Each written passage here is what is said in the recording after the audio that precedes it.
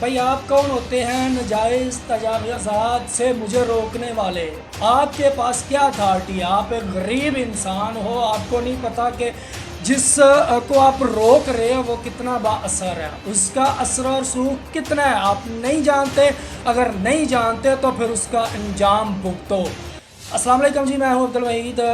سیالکوٹ تھانہ رنگپورہ کی حدود میں ایک واقعہ پیش آیا ہے چند دن پہلے کہ ایک قائد پبلک اسکول کا اندر شاہد جو ہے وہ ایک بندے کو مار دیتا ہے، قتل کر دیتا ہے۔ کیوں قتل کرتا ہے؟ کیونکہ اس نے ناجائز تجاوزات سے روکا۔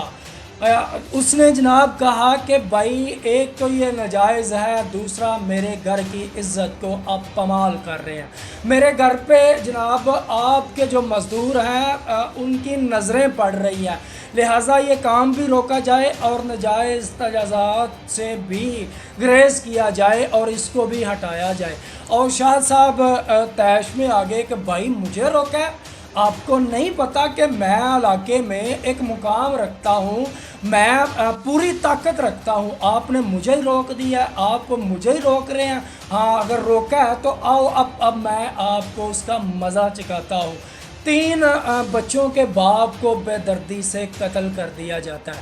تھانہ رنگپورے میں یہ واقعہ پیش آیا جی کہ ناجائز تجاوزات سے روکنے پر قائد پبلک سکول جس کا بڑا نام ہے، بڑا مقام ہے، وہ طیش میں آ گیا اور جناب 3 بچوں کے باپ کو اپنے گنڈوں سے بے دردی سے قتل کروا دیا۔ پولیس نے FIR بھی کاٹ لیا۔ اب شاہد صاحب کچھ کا کہنا ہے کہ گرفتار ہو چکے ہیں اور کچھ کا کہنا ہے کہ فرار ہیں۔ دیکھتے ہیں جی پولیس کیا کرتی ہے، ان 3 بچوں کو انصاف دلواتی ہے یا نہیں دلواتی۔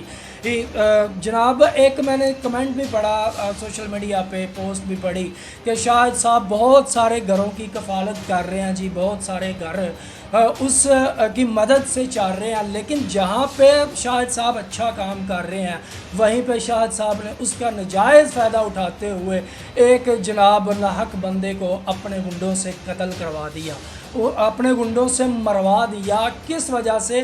کہ بھائی میں اگر لوگوں کی مدد کر رہا ہوں تو میں جو مرضی کرتا رہوں، مجھے پوچھنے والے آپ کون ہو؟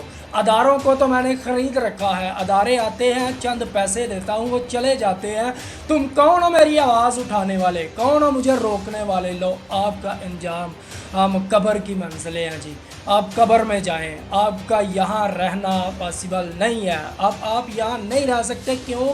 کیونکہ آپ نے ایک شاہد صاحب کو روکا ہے ناجائز تجاوزات سے۔